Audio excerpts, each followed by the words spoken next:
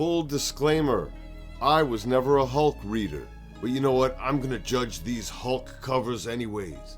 Alright, I look back in time, and the early 80s had a set of strange covers, just strange. So we're gonna look at some of the strangest Hulk covers of all time, and it's usually in that time period. Now, some of these are pretty good, some of these are really not, alright? But we're gonna take a look anyways. Some good artists in this list, some, we'll see. But anyways, like and subscribe. This is the Pop Culture Cosmonaut. We're gonna start with number 12. Alright, now number 12 on my list, this is Incredible Hulk 248. This came out in 1980, early 1980. How Green Grows the Gardener. Alright, this is by Michael Golden. I actually really like the art on this cover. I like the colors. The gardener in the background looks like a pretty ominous threat. The contrast is wonderful, and the detail on the plants, and even the Hulk struggling against it. But this is a strange cover still. The gardener fighting the Hulk. Did the gardener ever reappear? I don't remember this dude ever appearing again, but again, he looks like he's doing something to the Hulk, and you know, the detail, like I said, really captures what the Hulk is fighting and what he's up against. How strange is it? Kind of strange, but it's gonna get stranger. We're gonna move on to number 11.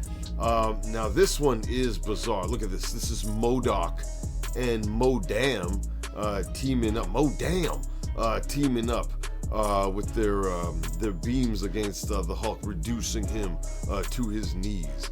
I always found MODOK to be disturbing enough, but MODAM even more so. Who applies her lipstick every day? Ugh. All right. Moving on. The next one here. This is 261 in The Incredible Hulk. This is the work of Frank Miller. I don't know what to say about this cover beyond the colors are pretty nice. You see the background there with Crusher Creel, the Absorbing Man, posing up on top of those Easter Island looking statues. Now, I never thought of the Absorbing Man as the posing type. He looks kind of like a creep in this picture, but it's not too bad. But the Hulk in the front definitely looks like some kind of creep. Look at him, he even looks like he's biting his bottom lip. Like, well, what's up with him there? Frank Miller, we're gonna talk about him again at some point in this video. And we're gonna move on to number 9 on my list.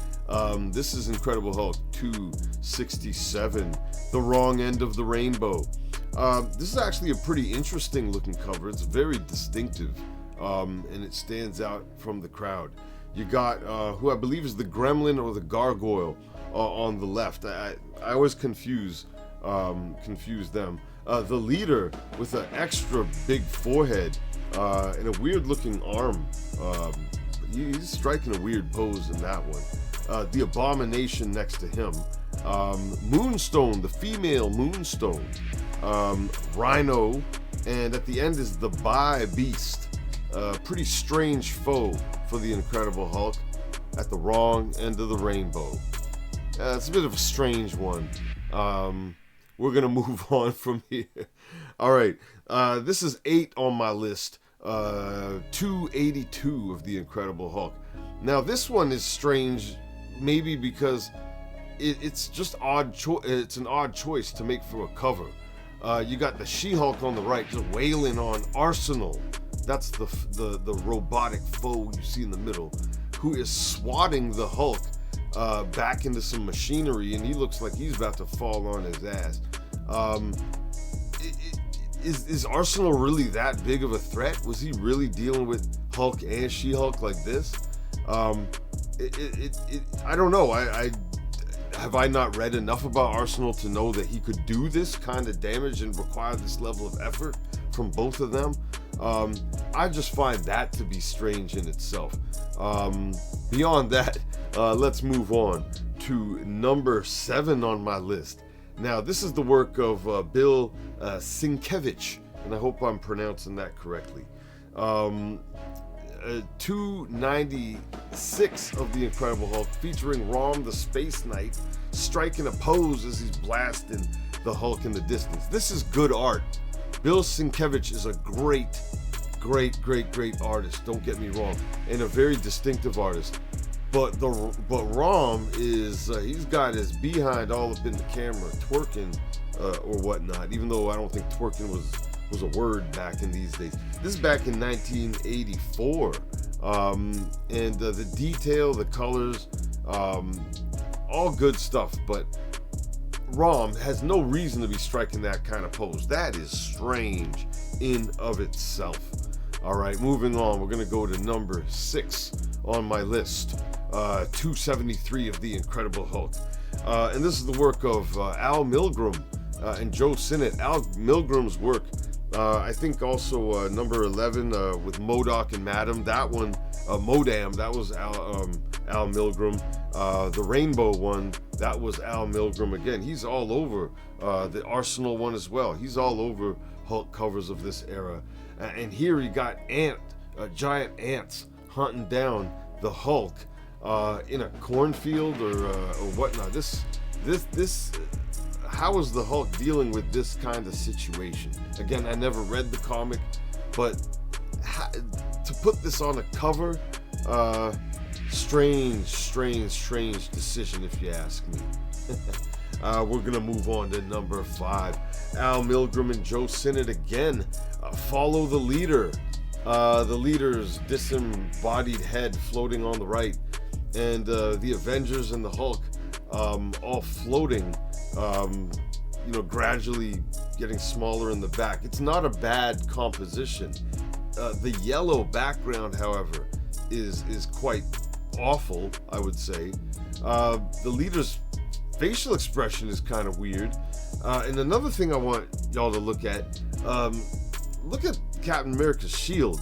That looks two-dimensional at best. Iron Man, I don't know. He looks like his armor is rebooting. He looks frozen in there. And Hawkeye also looks like he's stumbling over something in the back. So the Avengers and so on, they're stumbling around. They're having problems. The Leader must have messed with their heads or something, because they're looking kind of silly all up here. Moving on, we're now on number 4, 279, and the Hulk looking quite docile and non-threatening, saying, "So this is what acceptance feels like."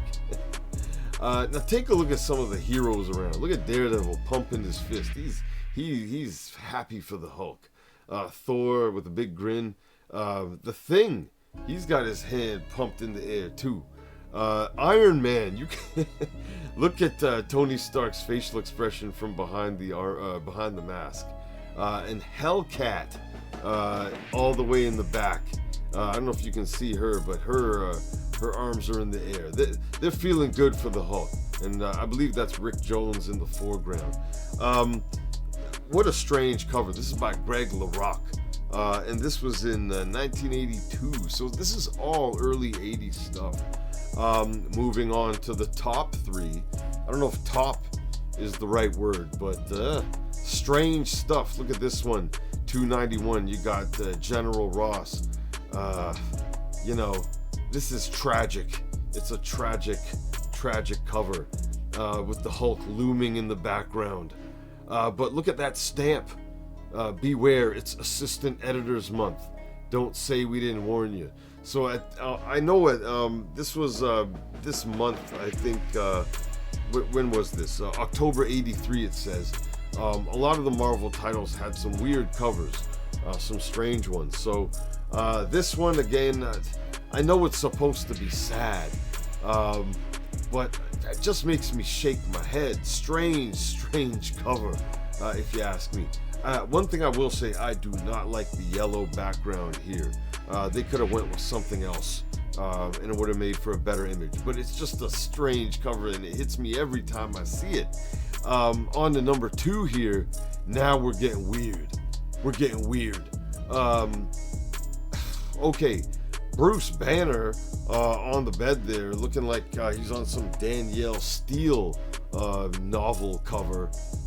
Weird, man. That's suspect.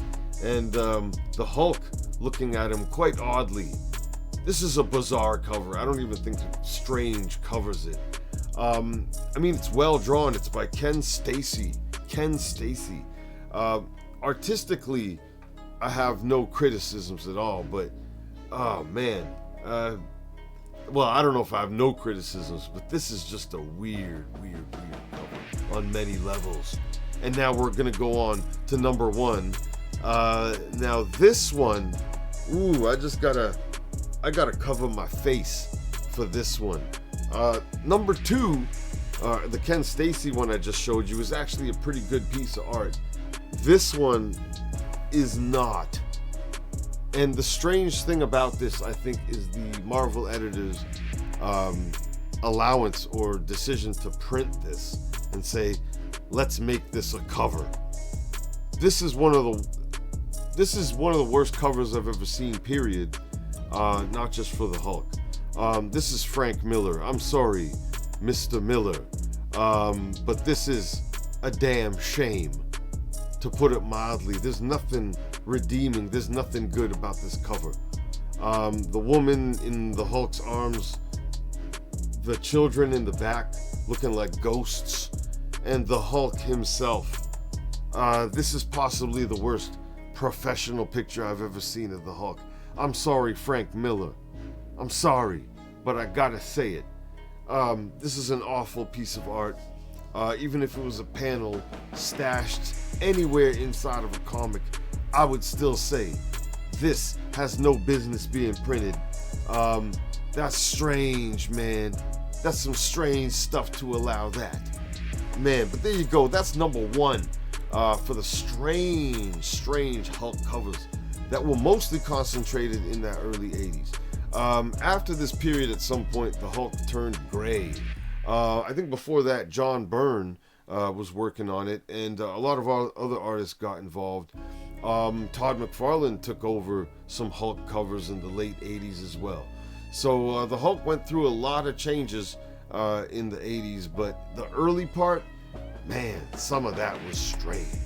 All right, like and subscribe, or if you don't want to, well, that's your prerogative.